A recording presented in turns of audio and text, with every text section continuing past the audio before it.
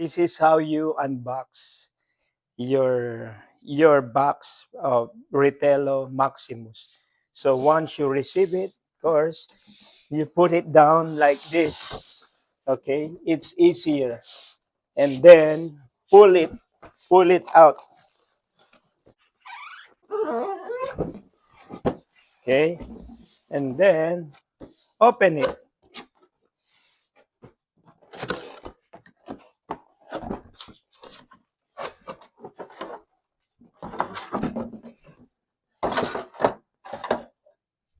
Okay, remove the tube and the actual machine. There you go, and put this out too, the hose. Okay, and now you're ready to use it. So fill up the water from minimum to maximum. Better not to exceed the water level. So it's better to put on a plain surface so you see the water level. After that, okay, you see the red light? It's better to do this way, okay?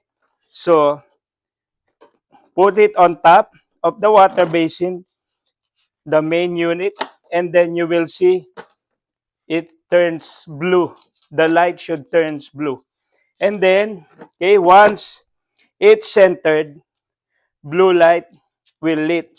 And then you pull this up to lock. And now you're ready to put it on the dolly. That's it. Okay, once if you want to start using your Ritello for cleaning, remove the cover, and it's also called silencer. And then connect the hose. You press it here, and then you see there's a slot, and then attach it. There you go. Okay. Same thing when you remove it. Press here. Okay. You attach, then release. Okay. Now, the standard attachment, which is are all again included in the box. So you connect it. There is like a slot, and then rotate. Now you could start cleaning. Of course, you turn this on, the machine, up to third speed. Now you could start cleaning, surfaces, right? Surfaces. It's easy. The blinds too. The blinds. And then after you clean, you just clean your attachment with the hose. Okay.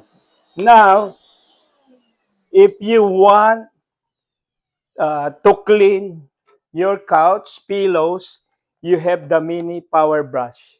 Okay, just attach it. You could also use this to clean your bed. Okay, so again, turn on the machine. Make sure you are at least on the third speed. Speed 1, 2, 3, up to the fourth maximum speed. Now you press the trigger. Now you're ready to clean. Okay? The good thing with the Ritello, all the impurity, dust mite, everything, you're not gonna be breathing it. It's gonna get to the water.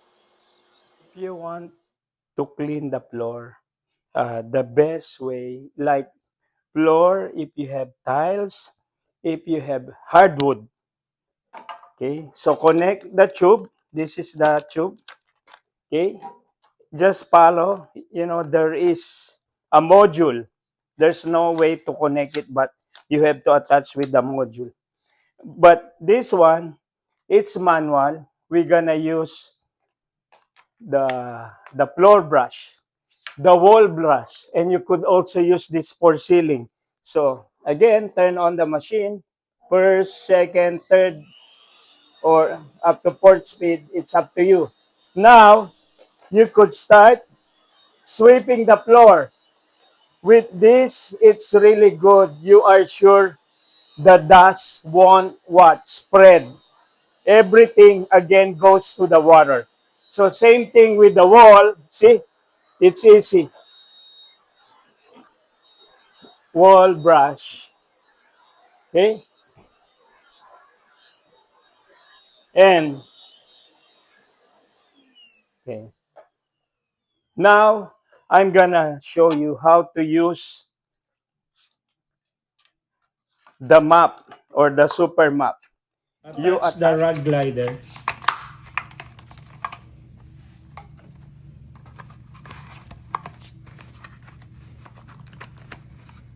Okay, now you spray the solution on your hardwood floor or tiles.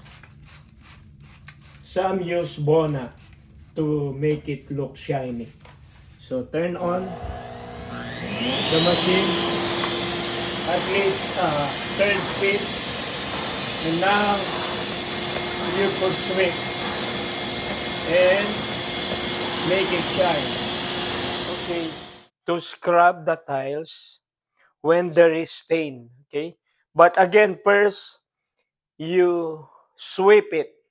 Okay, remove all the vacuumable, and then attach the tile scrubber or cleaner. Okay, then you spray the solution. This solution you could buy anywhere. Okay, you could buy anywhere, or you could make your own solution and use a sprayer. So concentrate on the stain where there is a discoloration. Okay, and then you scrub it. This is the heavy duty brush. Scrub, scrub, scrub. Okay, you don't need to do the entire, like you have to like scrub it by portion, and then you what you turn the squeegee. Okay, so you're gonna scrub and dry the floor.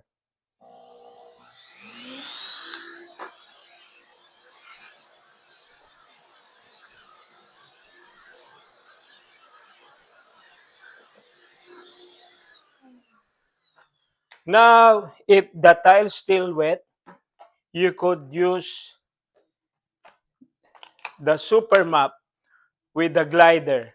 Okay, so turn on the machine, and then sweep it or dry it. Now to shampoo a stain like chair, sofa, even your bed. Okay, the first thing you have to do is you have to deep clean or remove the vacuumable like dust, impurities, or stuff on your couch, bed, or sofa. This is the mini power brush. Okay, turn it on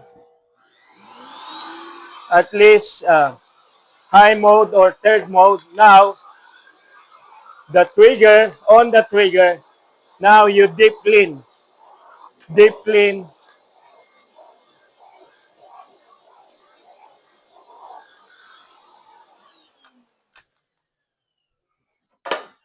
and now we're gonna use.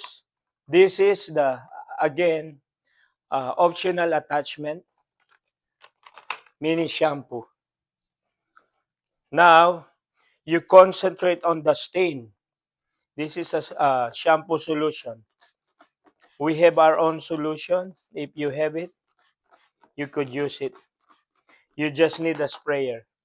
And now you scrub the stain. Scrub so it could be loosened. Scrub, scrub, scrub. And then after that, you turn on the machine. Now it's gonna suck or uh, dry at the same time. You could see if there's still solution.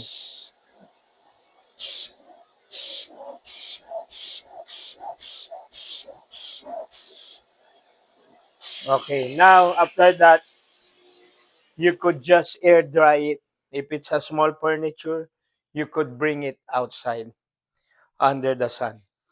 The power brush, you could use it for carpet, hardwood floor, or tiles.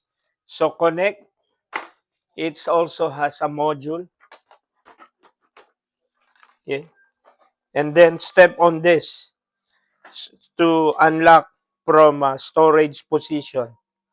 Okay? Then you turn on the machine, 4 speed, and then press the trigger. Okay? It's so easy to use. To remove, just step on this. Okay, once you're done cleaning, okay, you have to empty the water or clean the water basin. The same way, unlock and then lit. So this is the water basin.